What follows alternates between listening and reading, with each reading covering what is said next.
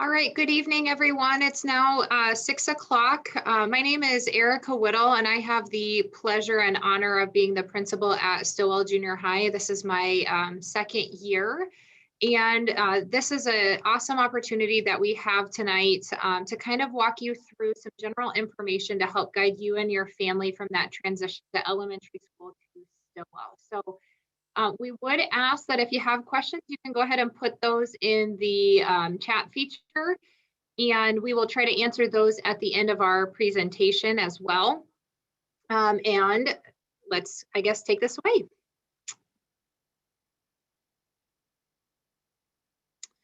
So just a quick overview of who we have here with us tonight at Stilwell. So myself, again, my name's Erica Whittle. I've been in the district. This is my 7th year, and previously was an associate principal at Valley High School.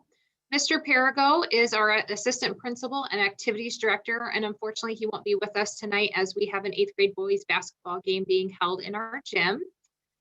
School counselor, Mr. Johnson is with us tonight and will be presenting on some information coming up. Ms. Cooper, another school counselor here within our building, will be presenting some information about our school tours and the registration process for our 6th graders.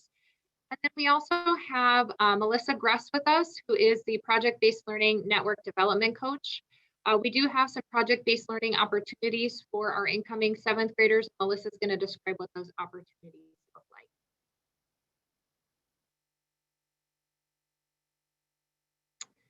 So just to remind you all, as I know this year's a little bit different, I'm going to say we actually have 5 feeder elementaries coming to us this year, not just 4.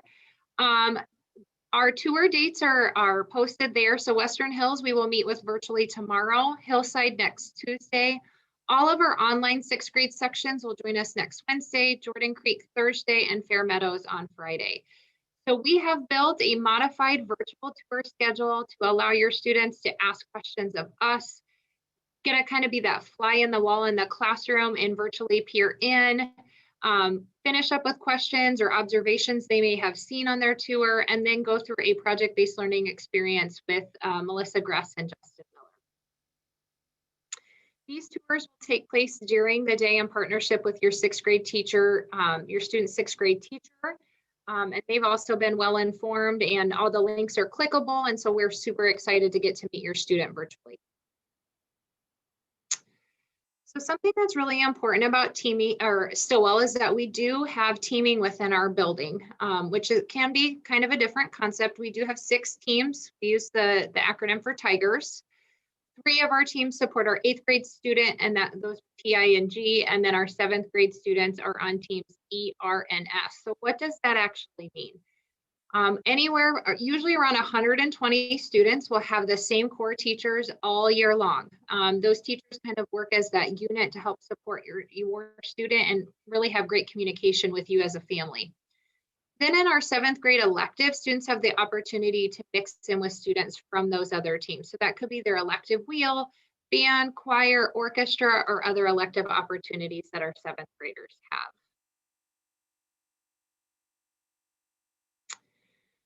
So we do want to give you a quick overview of what our current schedule looks like. Due to mitigation this year, we switched to a block schedule, and we've really worked hard. The students have kind of gotten it down pat that if you have a core class, math, science, English, social studies, it will meet for about 85 minutes. If you are meeting from PE to choir or a study hall, you will use half of that and then switch halfway in between. And we meet with 7th period almost every day just to keep the classroom minutes very, very similar. In the middle of the day, you'll see that lunch Tiger Time Encore opportunity. So students have that opportunity for a brain break through some Tiger Time lessons, recess opportunity, and support with their classroom work, as well as eating lunch with their peers. As of right now and our mitigation strategies, we're not sure what that will look like because this year has brought us lots of new challenges, but we will be in communication with you all when that decision has been made of what that final schedule will be next school year. And Ms. Cooper, you're welcome to take it away. All right, so like Mrs. Whittle said, my name is Sarah Cooper. I'm one of the school counselors. I just want to make sure, can somebody that's on the panel just give me a thumbs up that you can hear me? Okay, I just wanted to make sure. I didn't want to continue talking if something was wrong with my audio. So on this screen, it shows you what our required classes are for our 7th graders. So many of these classes are going to look familiar to their elementary schedules. So required classes of English, science, social studies, and math. If you look at math, you see that we do have some math options. We have 7th grade math B, the one that's right there in the middle. That's going to be our general math, our general 7th grade math class. That's going to be the math class that the majority of our 7th graders take. 7th grade math A is a math class that is the same standards, the same power standards that are met in the math B class. And then our pre-algebra C is our advanced math class that many of your students just probably finished taking that pre-algebra readiness test with their 6th grade teachers. And that is one of the main pieces of data that the 6th grade teachers use. And what I mean by that is that those math courses are recommendations made by the 6th grade math teachers. So typically at your upcoming spring conferences is when your 6th grade math teacher will be telling you what math class they are recommending for your student. That is driven by data. So yes, the pre-algebra readiness test, there's also multiple other pieces of data that they use to make that decision. There's also other options. Every once in a while we have students who take classes that are even more advanced than pre-algebra C. But those are all recommendations and driven by data and discussed on a case-by-case scenario. One thing that's important to note about math is that your math placement isn't something that is absolutely 100% set in stone.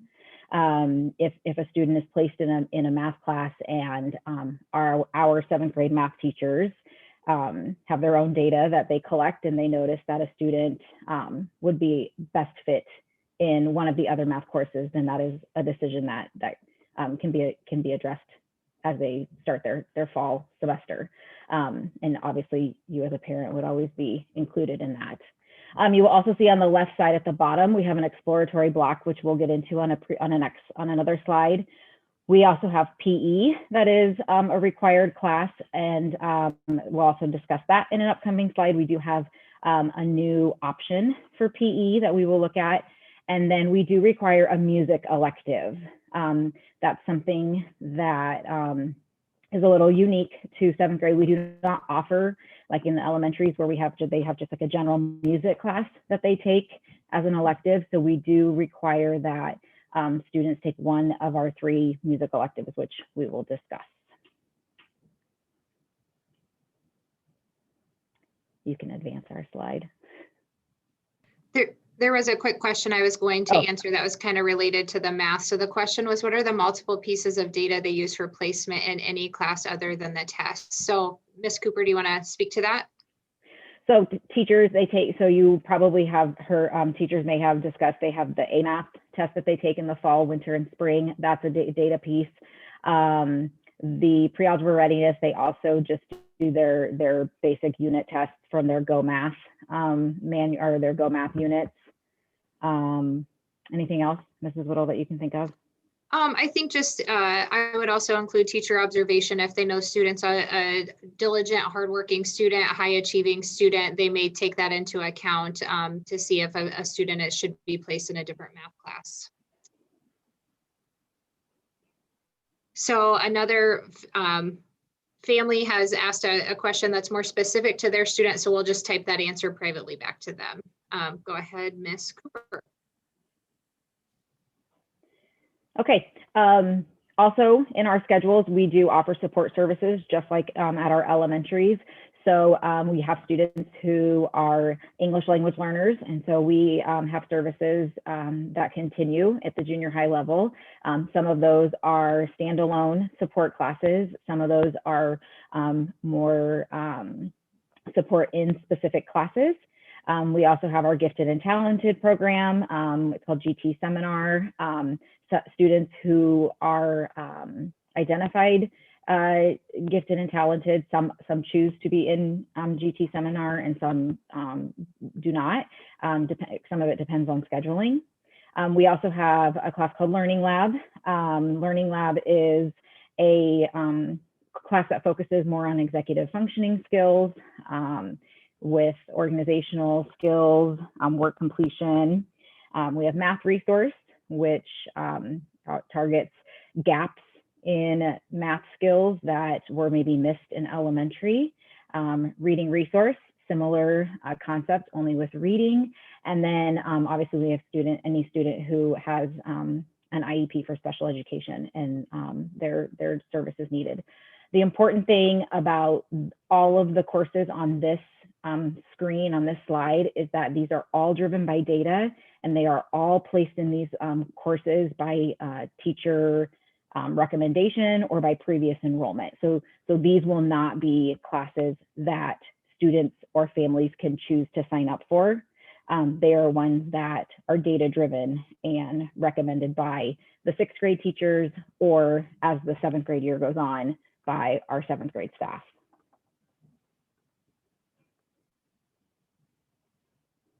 Okay, going back to our music electives. So like I said, we do have a music requirement in 7th grade. So our 7th grade electives are somewhat limited currently, the way that we have it. And we'll talk about the exploratory block here in an upcoming slide. But right now, our music electives that we have are band, chorus, and orchestra. And so we do ask that all of our 7th graders take at least one of those classes. However, if you have a student who is in multiple support classes, so say you have a student who is recommended for Math Resource and Reading Resource, then there are some exceptions that we make with that. But we do ask that the majority of our students take one of those. Obviously, band and orchestra do ask, the use of an instrument. And so I would say the most popular music elective chosen is chorus. Chorus is split up by treble and bass. So that's primarily male and female courses. We do have room in the schedule so that students can take more than one. Is it possible for a student to take all three? Maybe. Yes, there are 3 open spots in a student's schedule for electives. However, where they are placed and the availability of teachers and when the sections meet and any other needs that the student has in their schedule sometimes makes it tricky to get all 3 of those to fit. If a student were to, if somebody was very interested in music and they were to want to take all 3 of them, and for some reason all 3 weren't going to fit in their schedule, that's when we would make a phone call home to have that discussion.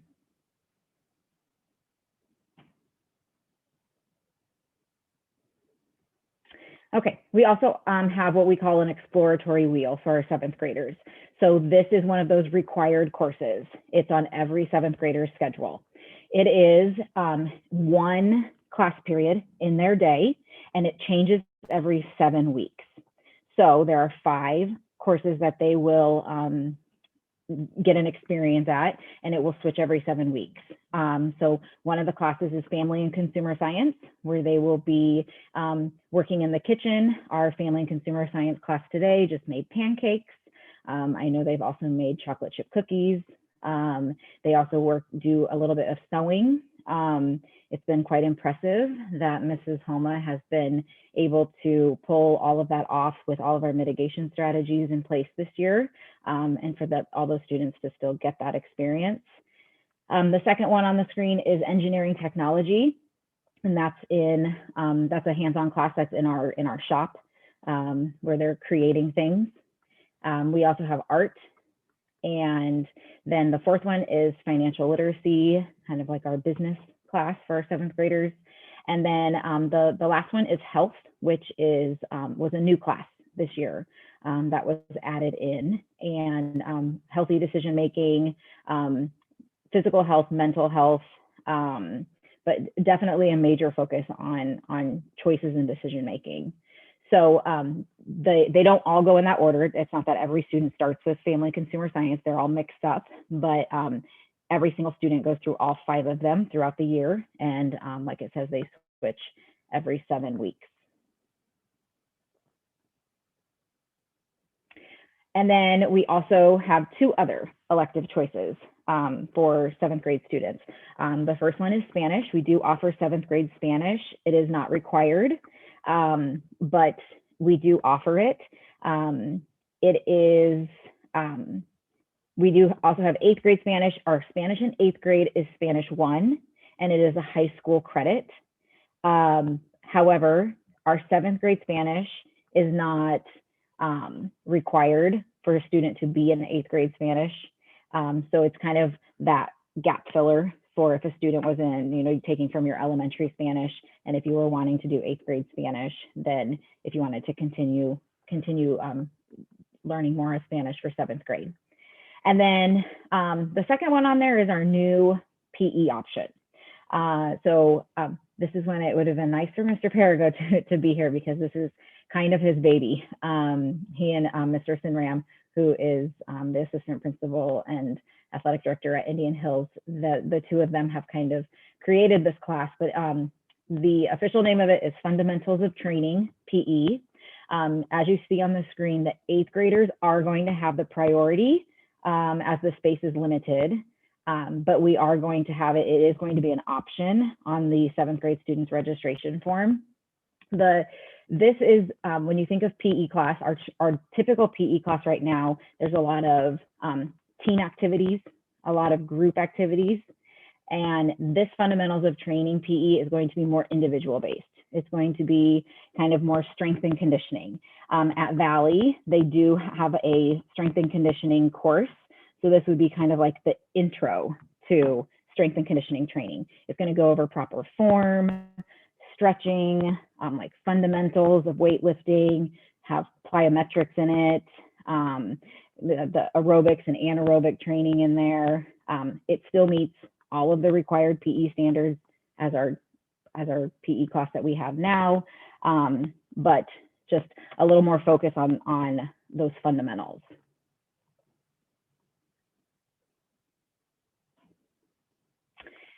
And then this is what the course request form looks like.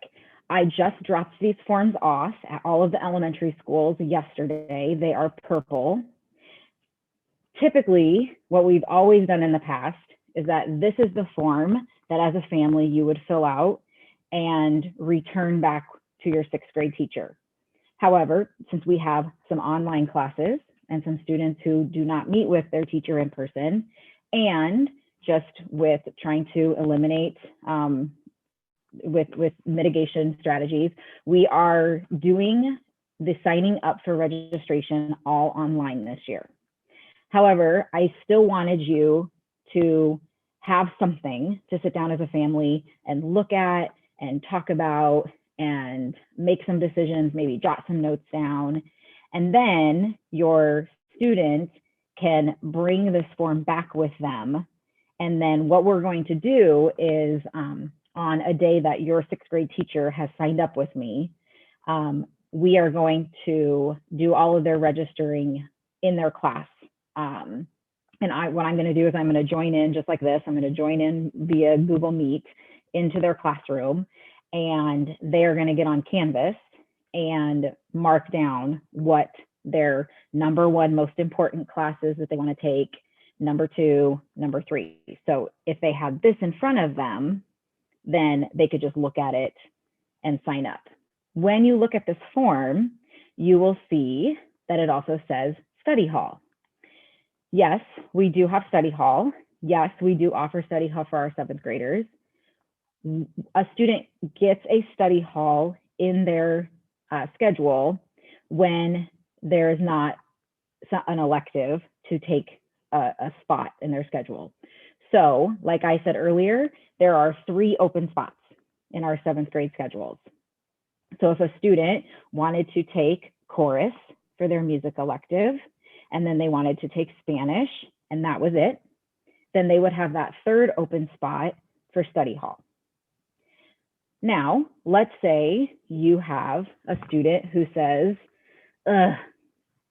okay, I know I have to take a music, but I really don't want to. Well, they could put chorus for their number 3. So they could put their most important is study hall, their second is study hall, and their third is chorus. Because then what happens, and this is where things can get tricky, if their 6th grade teacher recommends them for math resource or reading resource or learning lab, then their number 3, their least important, is going to get bumped out. So that's where, like I said, we can make exceptions for students who get some of those support classes.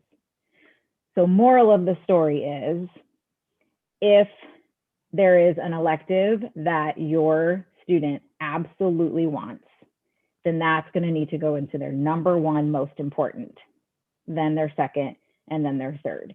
Because if they are placed into any of those supplemental classes, it's going to get replaced by it's going to replace that bottom least important elective. Ms. Cooper, we had a couple questions related to study halls and those, so it seems like a good time to answer these questions. So the first question is there a structure to study hall, or is it along the lines of independent learning? I would say it's more along the lines of independent learning. I've seen students take advantage of getting homework completed so they don't have to take it home, prepare for assessments. Students have been doing voiceovers for projects out in the hallway from where we have study hall. We also have a really cool opportunity that we'll talk about later that's called iCare, that has to do with some service learning that we embed in our study hall time. After working with Mr. Brad Rose, who is the athletic and activities director at the high school level, he has data from around the state and at Valley, where the more involved students are and the more classes they take within the building, typically their grades are higher. Sometimes when we have too many study halls, it's I'll do it later, and later never comes. And those are skills that we're trying to build with our 7th graders. But they have opportunity for flexible time to get some of their own independent learning done or assignments done outside of the classroom. So another question, and this is more related to the forms, Ms. Cooper, when will the forms come home with the students? Good question. So what I recommended to the 6th grade teachers was to send these forms home after they do their virtual tours. So if you are, for example, if you are a Western Hills parent, they have their tour tomorrow. So you very well could be seeing those forms coming home tomorrow.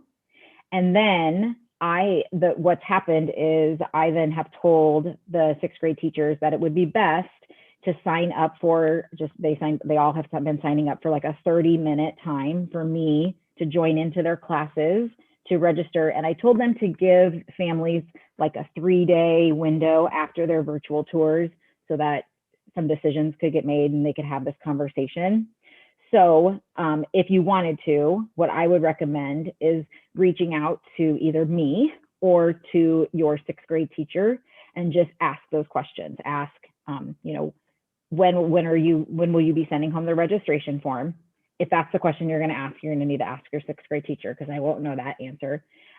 Or if you want to ask when they're going to be signing up, when they're actually going to be in their classroom signing up, I do know that answer because I've been signing classes up all week and my schedule is absolutely swamped for the next week and a half. So after their virtual tour, they should be bringing them home. So I've already heard from Western Hills that they have sent theirs home, and that makes sense because we have their tours tomorrow. Another attendee asked how many classes can be taken. And again, at the 7th grade level, they'll have their 4 core classes, math, science, English, social studies, or it could be the combined English, social studies, and our humanities project-based learning class, which allows them for 3 separate spaces to include music, opportunities, GT, one of those resource classes, and potentially a study hall.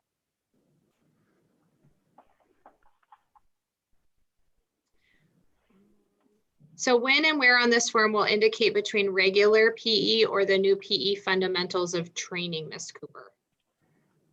Good question. So down a little bit further on this form, there's going to be two other things to check off. The one in the middle is going to say, and I don't have one right in front of me to say the exact wording, but it's going to say that I would rather just do the traditional PE, or yes, I'm interested in fundamentals of PE, or it will say, I don't really care. And then there will be a box down at the bottom that says the same thing about project-based learning, which Melissa Gress is going to talk about a little bit later. It'll say, yes, I'm interested in project-based learning. No, I'm not, or I don't really, it doesn't matter to me. I can be placed on either one. So it's just a little bit down further. Thank you, Ms. Cooper. You kind of answered the next question, which is how do we get enrolled in project-based learning, and to what grade is PBL available? So Ms. Cooper's answered that. That's on the form, and it's a wonderful conversation to have with your student. And I would say project-based learning really starts in 7th grade in alignment with our feeder schools. We do have some elementaries that have it. And really students have the opportunity to be select to take some of these courses all the way up through their senior year of high school. I actually, when I was at Valley, helped develop some of those courses. And I know that Melissa Gress will be able to speak to that a little bit more. I think it's also really important to note that many of the standards that are being taught in social studies, English, science, our math classes, Iowa Core, our NGSS, which is our national science standards, many of those classes are asking and pushing for our teachers to teach in more authentic ways that embed inquiry, so more connected to that PBL stance.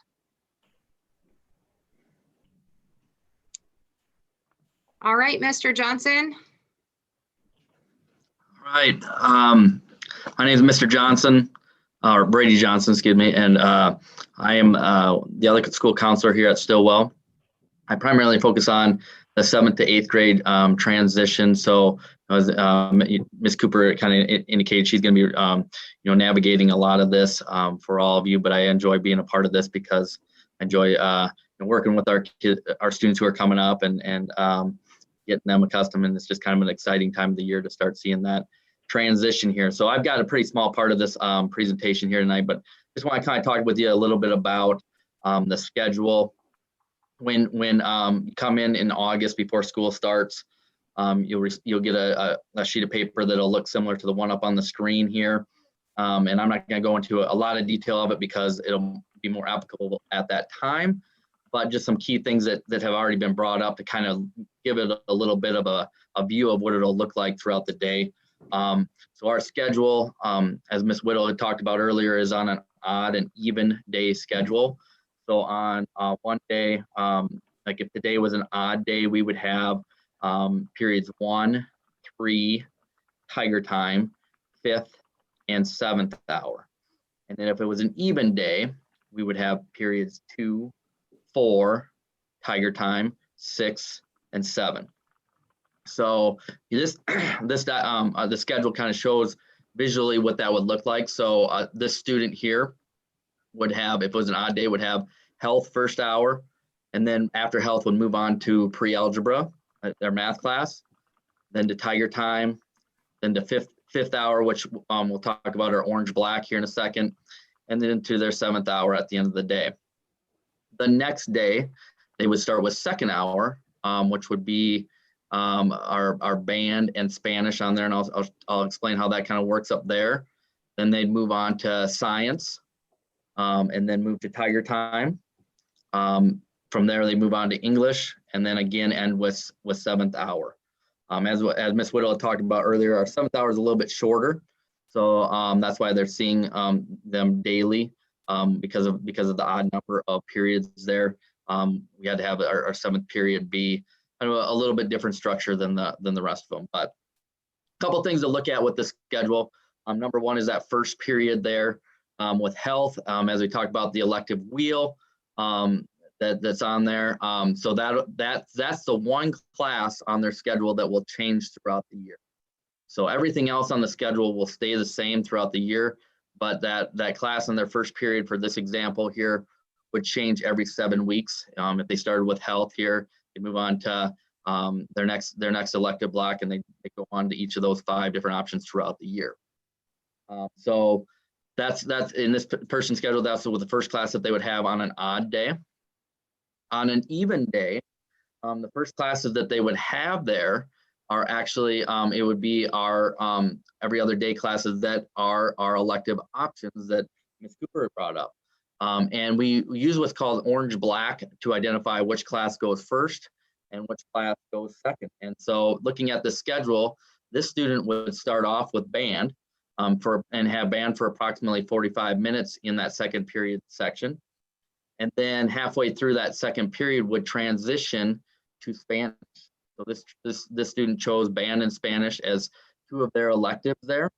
And they would have those two classes in that second period because they are shorter classes, that those elective classes that kind of are half-time classes, our half block classes. And then you'll see the same thing down on fifth period there for orange black, their PE, and the student did choose to have a study hall. So on their odd day during fifth period, they would have, and this is what's kind of interesting here, is they would actually have study hall first and then PE. And the reason why they'd have study hall first is because it's an orange. You would see Parago orange on there. They would have that, and then the PE. The reason why they're labeled the way that they are is because PE is in alphabetical order before study hall, and that's just the way our schedule is. We talked to our students about that, and they figured that out pretty quick. But they go to study hall for the first part of that class, and then transition to PE from there. Then we will move. They'll move throughout the day. One other big thing with this is with the Tiger Time. Right now we're having students in our Tiger Time from 10:34 to 12:03, so about an hour and a half. And for a half hour in that time is when they have lunch. And we have a staggered three different lunches right now. So it just kind of depends on which Tiger Time they're in as to when they have lunch. But that's when we have our lunch built in to our day.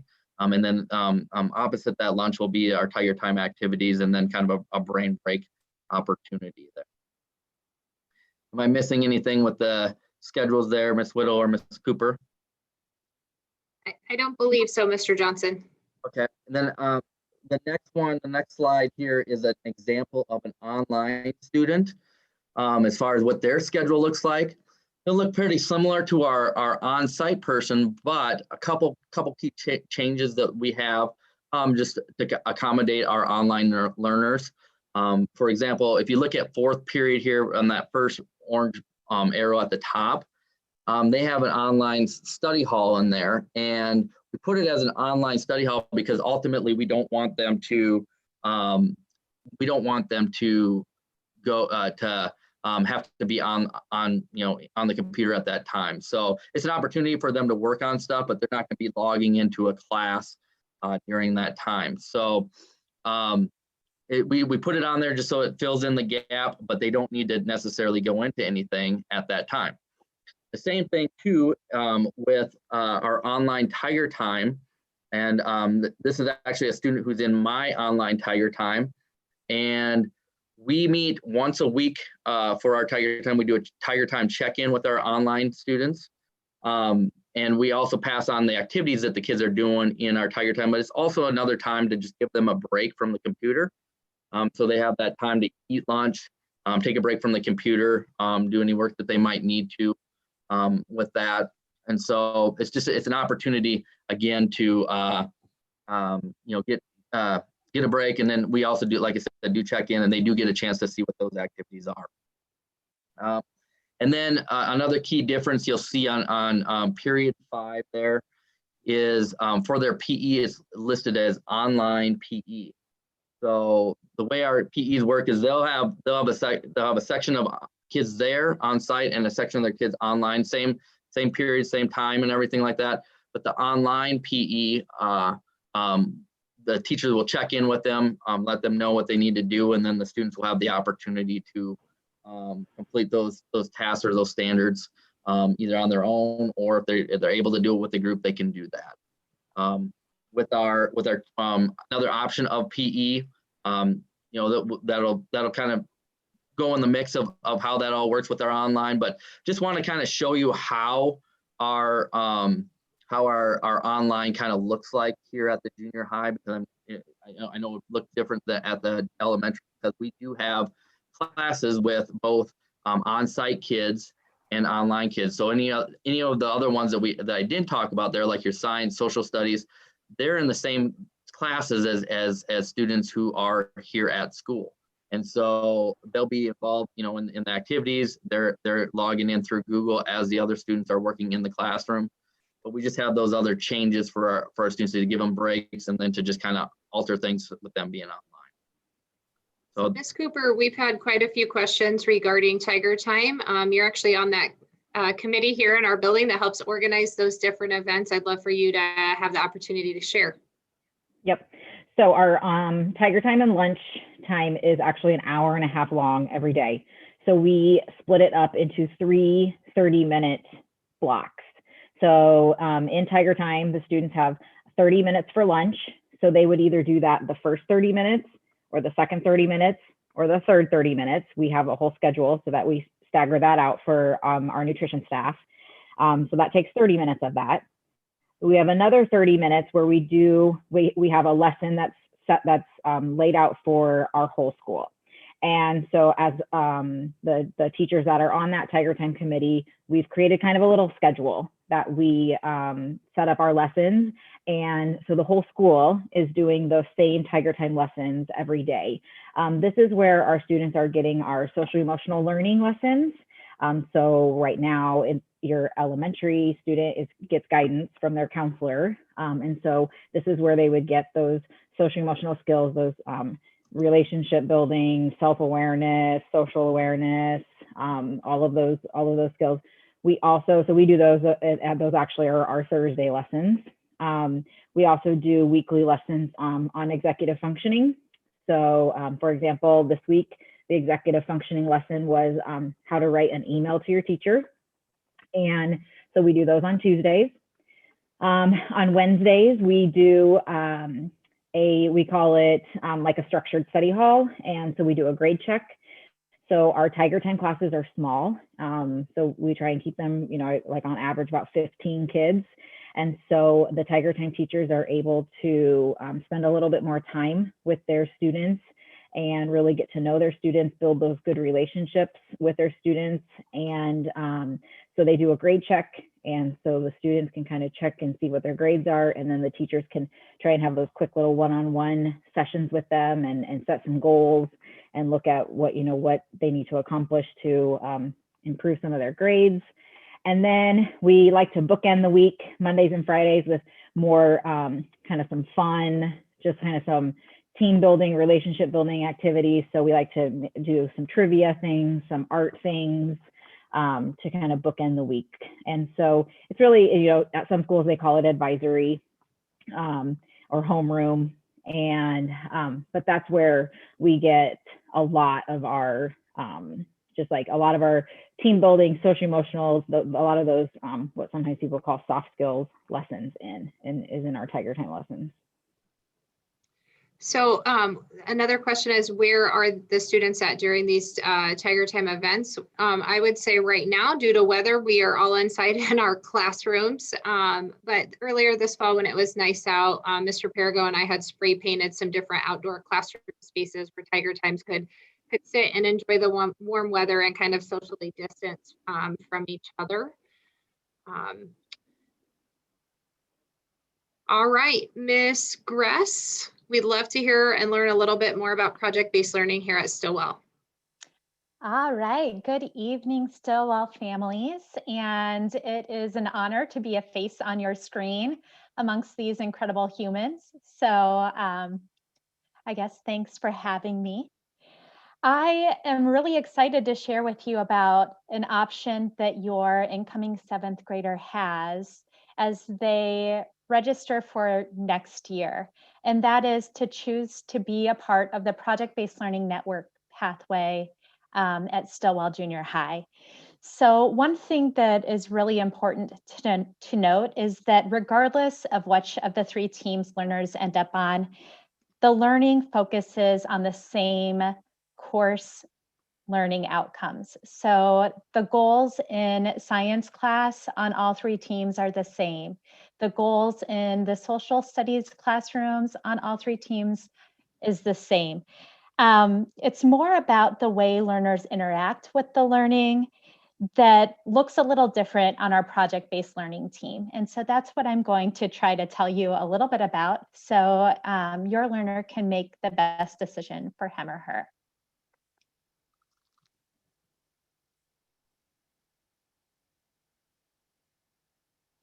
So what we really try to do when project-based learning experiences are planned for learners is figure out ways for learners to interact with course learning in ways that that learning would come to life in the real world. And so we're really trying to figure out who is it that uses this learning in their daily lives as a part of their profession, so that we can ask our learners to think as those individuals. So we ask learners to think as scientists, to think as engineers, to think as journalists or as city planners. Learners are asked to take on any role. And in that role, there's a call to action during an entry event.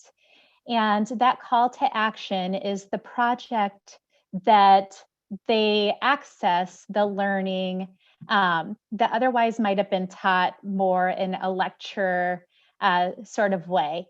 And so with those projects, our learners get really hands-on with working with the content.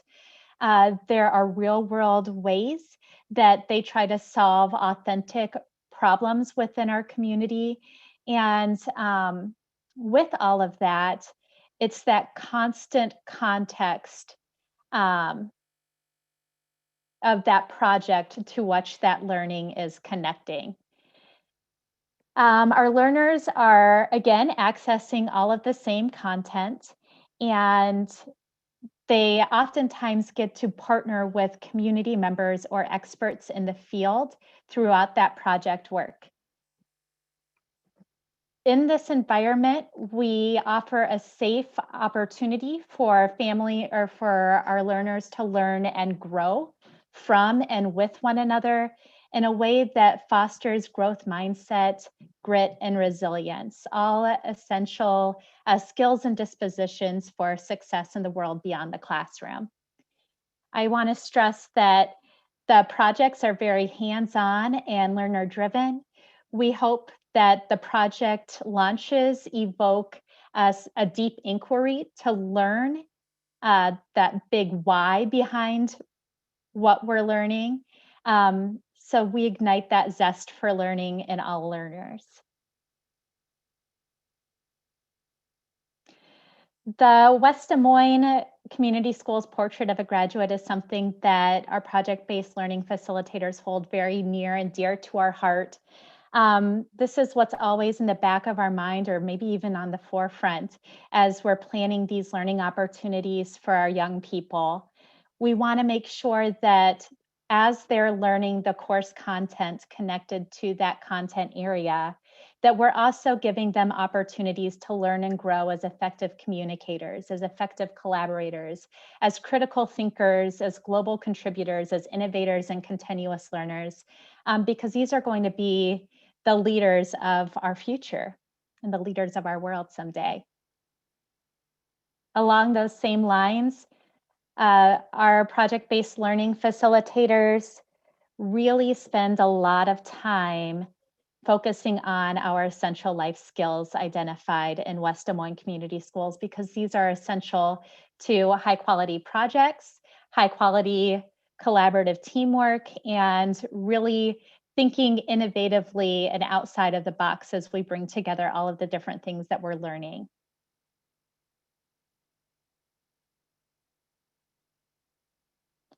I think this visual is particularly helpful in really seeing how the teams look for our 3 cohorts of learners who are placed on one of these 3 teams. So as it's already been stated, each team has a cohort of learners. So essentially 1/3 of 7th graders, right? And those learners rotate through that team's core courses together. So they have science, math, social studies, and English language arts, for the most part with other learners who are placed on that team. The project-based learning team is no different than that.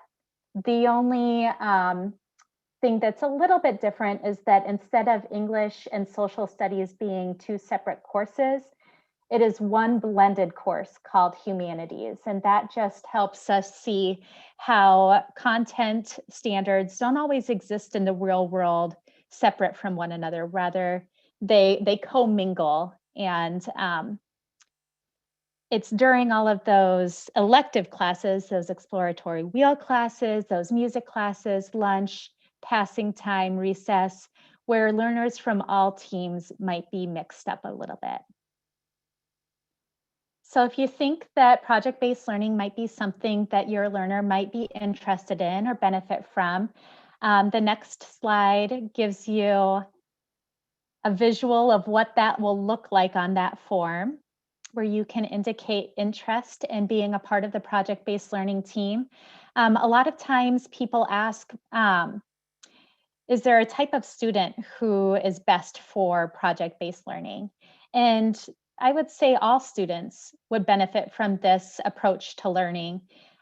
Some learners who love to give presentations and to work as part of a team and get to collaborate and communicate with people from outside the building and have that public audience, those learners love project-based learning. But that's not to say there isn't a huge benefit in those who could learn and grow in those areas as well to become stronger collaborators, to become more confident presenters. And this is definitely a nurturing and safe environment in which those skills and dispositions are built.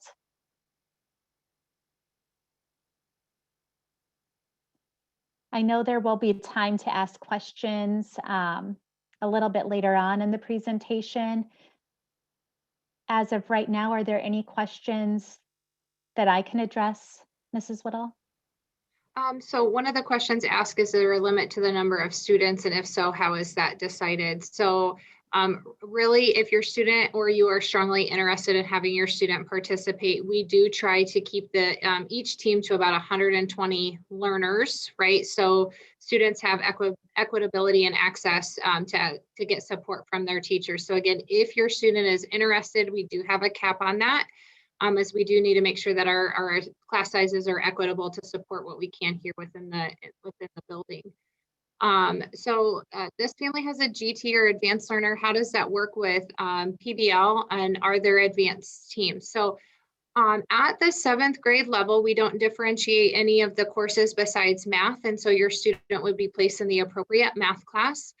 But the social studies, English, and science content would all be differentiated based on needs. There's plenty of opportunity for students to extend beyond or dig deeper into standards if that's the path that their learning will take.